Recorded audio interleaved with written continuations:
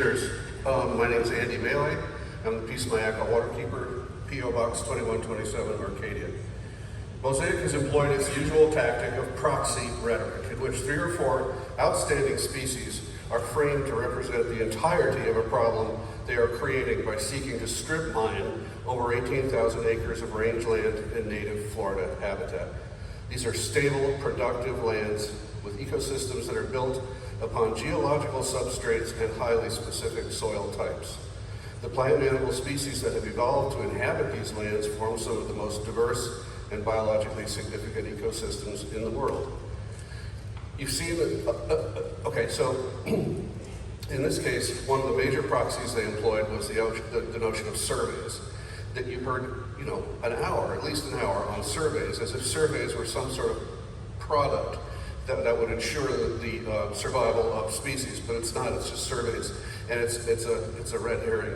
In this case, they used also proxies of Hank the indigo snake, gopher tortoises, some burrowing owls, and scrub jays. Beautiful, full-color, heart-wrenching demonstrations.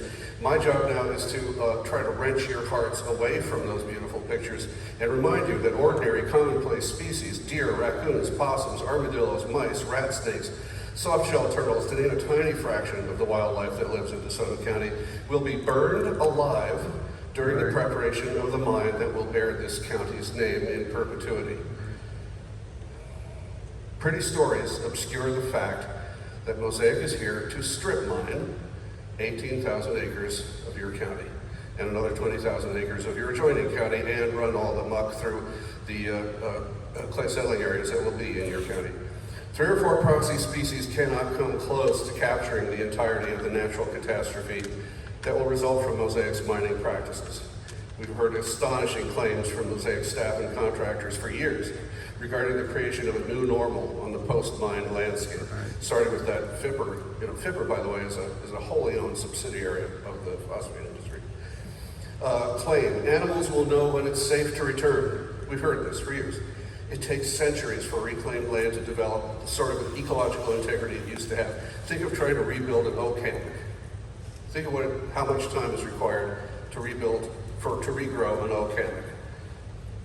Snakes and mice, when it might be safe to go home after hundreds of generations, their generations have passed, and several species may have gone extinct.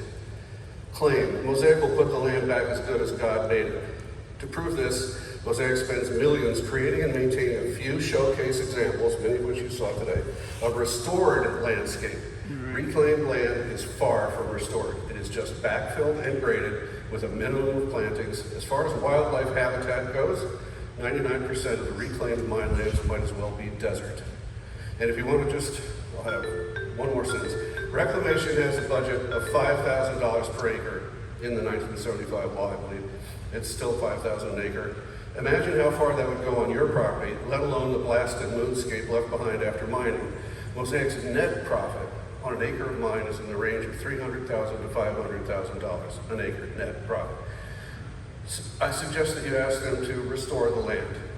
Fully restore it. Bring that up as a policy conversation, see how far you get. Thank you. Thanks very much.